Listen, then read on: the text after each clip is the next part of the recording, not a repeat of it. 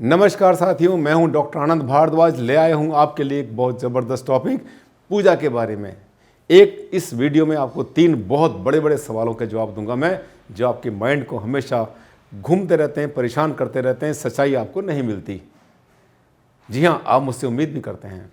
आइए मैं लेके चलता हूँ आपको इस सफ़र पर, जहाँ पर आपसे इसके विषय में डिटेल से बातें करेंगे। अब देखिए, पूजा स्थान में आप मूर्तियाँ यूज़ करते हैं, बहुत तरह तरह की मूर्तियाँ होती हैं। सबसे पहले तो गणेश जी की मूर्ति के बारे में 50 सवाल आपके मन में आते हैं कि उनकी सूंड किधर होनी चाहिए, दाएं होनी चाहिए, बाएं होनी चाहिए। साथियों, जिधर गणेश जी का हार्ट है, जिधर उनका दिल है, अगर उस साइड में कोई सूंड है तो ये एक यूनिवर्सल एक पोज होता है, जिसको कि आप डिस्प्ले के लिए घड़ियों में, कैलेंडर में आमतौर पर देखा करते हैं। घर के बाहर जो है, अपने मुख्य द्वार के ऊपर भी लगाया जाता है इसको, अंदर बाहर दोनों साइड में। उसकी जो सूंड होती है, उसकी जो ट्रंक होती है, वो हमेशा बाईं तरफ होती है, जिधर गणेश जी का हार्ट है। आप सामने से देखेंगे तो आपको इंग्लिश का एल दिखाई देगा, जे दिखाई नहीं देगा। ये देख रहे हैं, इसमें आपको दिखाई दे रहा है जे, यानी एक साइड में, इधर की साइड में। ये वो मूर्ति है जिसको कि पूजा स्थान में यूज़ करना ज़्यादा अच्छा माना जाता है। अगर एल शेप में हो तो पूजा स्थान में यूज़ करो ना करो, आपकी मर्जी, कोई अंतर नहीं पड़ता। लेकिन ये पूजा स्थान के लिए खास तरीके से बनी होती है। इसको कहते हैं दक्षिण मुखी, और दूसरे वाली होती है उसे कहते हैं वाम मुखी। आगे लेके चलता हूँ आपको इसी टॉपिक पर। अब देखिए किस चीज़ का बना हुआ है। देखिए नंदी बाबा बने हुए हैं, ये कहीं का मंदिर है, फोटो ली हुई है मैंने, कि सिंबॉलिक है ये। कोई भी मंदिर घर में आप बनाते हैं तो कोशिश करें कि आपका जो मंदिर बनेगा वो तो नॉर्थ ईस्ट में बनेगा, ईशान कोण, जो कि सबसे हल्का होना चाहिए।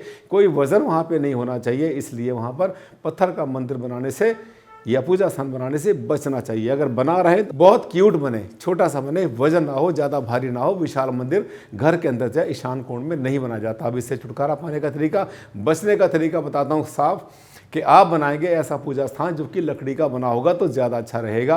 प्लास्टिक का कभी ना लें, फाइबर का कभी ना लें, मिट्टी का भी बहुत अच्छा होता है। ये मिट्टी, लकड़ी और मार्बल, ये तीनों शुद्ध होती हैं, इनका बन सकता है। और इसमें भगवान की जो मूर्ति है, वो मूर्ति भी आपकी अगर पत्थर की होती है, यानी मार्बल की, बहुत अच्छी रहती है, मिट्टी की बहुत अच्छी रहती है। लकड़ी की मूर्ति को पूजा स्थान के लिए यूज़ ना करें, ज़्यादा अच्छा रहेगा। क्योंकि लकड़ी की जो मूर्तियाँ होती हैं आमतौर के ऊपर वो बड़े स्टैचू के रूप में बाहर यूज़ होती हैं, पर पूजा स्थान में भी इसको यूज़ करने में कोई बुराई नहीं है। मेटल सबसे अच्छा होता है, जैसे पीतल की होती हैं, चांदी की, सोने की, जितनी धातु है उस सब की मूर्तियाँ बहुत अच्छी होती है। शनि की जो मूर्ति होती है वो आमतौर पे, शनि का जो सिंबॉलिक होता है वो हमेशा आमतौर पे लोहे का होता है, माइल्ड स्टील का होता है, एमएस का बना होता है।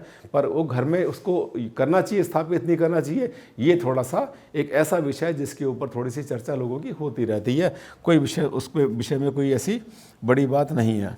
इसके बाद आगे लेकर चलते हैं, किस मंजिल पे बनाएं पूजा स्थान। साथियों, अगर आपका घर, भगवान ने आपको दे रखा है पैसा, और आपके पास बड़ा भवन है रहने के लिए, 2 मंजिल 3 मंजिल का, तो आपके मन में सवाल आता है, भारद्वाज जी किस मंजिल पर हम पूजा स्थान बनाएं। सबसे अच्छा जो एक फार्मूला होता है, यूनिवर्सल फार्मूला, वो होता है कि भवन के उस नीचे वाले, जो सबसे नीचे का फ्लोर होता है, वहाँ पर आप पूजा स्थान बनाएं तो ज़्यादा अच्छा रहेगा। कारण ये होता है कि वहाँ पर बच्चे भी आराम से कर लेते हैं पूजा, स्कूल जाने से पहले भी वहाँ पर मत्था टेक लेते हैं सरस्वती के लिए।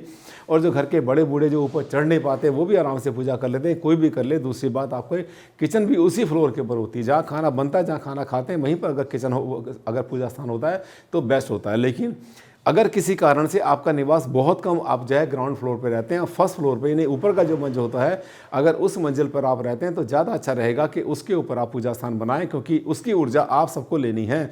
अगर कोई फ्लोर खाली पड़ा है, मान लिया 3rd फ्लोर आपके पास एक और है, जहाँ पर आपने कोई स्टोर बना रखा है, आलतू फालतू सामान रखा है, वहाँ पर रहते नहीं है, तो साथियों उसमें पूजा स्थान बिल्कुल मत बनाना। और हाँ, जो सीढ़ी की ममटी बनती है सबसे ऊपर, आमतौर पर मैंने वहाँ भी पूजा स्थान बने देखे हैं, वहाँ ना ही बनाओ तो अच्छा है। वो तो बिल्कुल बेकार है, बिल्कुल आपको उसका फ़ायदा मिलने वाला नहीं, क्योंकि ऊर्जा जो है वो घर में बिल्कुल भी फैलेगी नहीं, सीढ़ी के बाहर से निकल जाएगी। दूसरी बात, आपने उस पूजा स्थान को गॉड को देश निकाला दे दिया, घर से बाहर निकाल दिया, क्या ऊर्जा आपको मिलेगी। इसलिए जहाँ ज़्यादा निवास हो वहाँ पर रहना चाहिए, सबसे अच्छा रहता है ग्राउंड फ्लोर पर।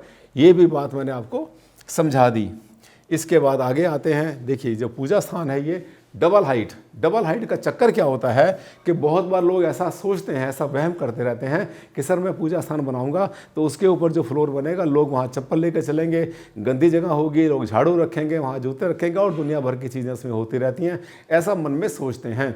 यदि आपके मन में ऐसा विचार आया तो वहाँ पूजा स्थान के ऊपर डबल हाइट बनाएं, बहुत अच्छी रहेगी। इससे आपको एक तीर से 3 निशाने मारेंगे। पहली बात, आपका नॉर्थ ईस्ट हल्का हो जाएगा, दूसरी बात, सबसे ज़्यादा लाइट आपको नॉर्थ ईस्ट ईशान कोण से ही मिलनी शुरू हो जाएगी।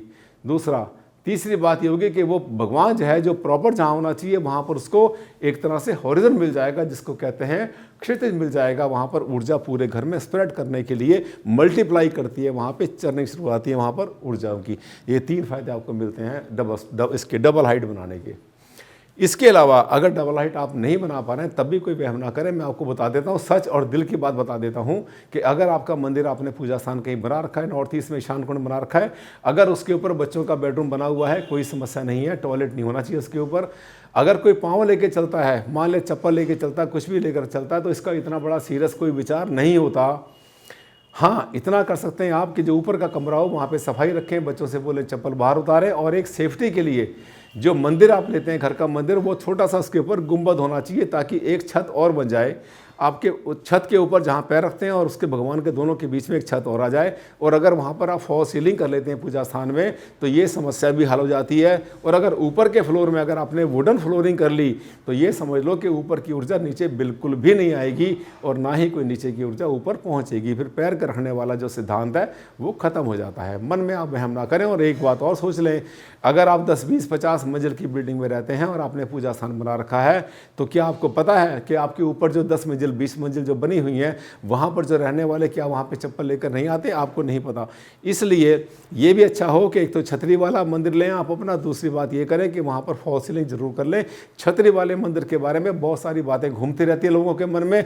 एक कहता तो उसके ऊपर गुंबद होना चाहिए, एक कहता गुंबद नहीं होना चाहिए। साथ ही गुंबद होना चाहिए, नहीं होने की बात वहाँ से शुरू हुई थी कि आपके घर का मंदिर बाहर से, सड़क से, गली से, रोड से किसी को दिखाई ना पड़े। अगर वहाँ से दिखना शुरू हो जाएगा तो रास्ते चलता ही वहाँ कुछ ना कुछ मन्नत मांग के चला जाएगा। इसका मतलब यह है अपना संकट, अपना दुख को वहीं पर वो थ्रो कर देगा, फेंक देगा। वो दर्शन किसी को बाहर से आपके छोटे से पूजा स्थान के नहीं होने चाहिए। और घर का जो मंदिर होता है उसको कभी मंदिर नहीं कहते, उसको हम हमेशा पूजा स्थान कहते हैं। साथ ही एक छोटे से वीडियो में मैंने आपको बहुत कुछ बता दिया पूजा के बारे में। शायद जो मन में आपके सवाल आते हैं वो सब समझा दिए। ऐसे ही होते हैं मेरे सभी वीडियो। अगर वीडियो को अच्छा लगा तो इसको आप लाइक करना मत भूलना, और हाँ, शेयर करना मत भूलना, ताकि सभी को मिले इसका भरपूर ज्ञान। अगले वीडियो में फिर आपसे मुलाकात करूंगा। ऐसे लाऊंगा एक टॉपिक जो कभी किसी ने छुआ नहीं है, जिसके बारे में आपके मन में बहुत सारे सवाल घूम रहे हैं, और उनका दूंगा आपको समाधान। तब तक के लिए दें मुझे इजाज़त। नमस्कार, धन्यवाद, thank you and take care.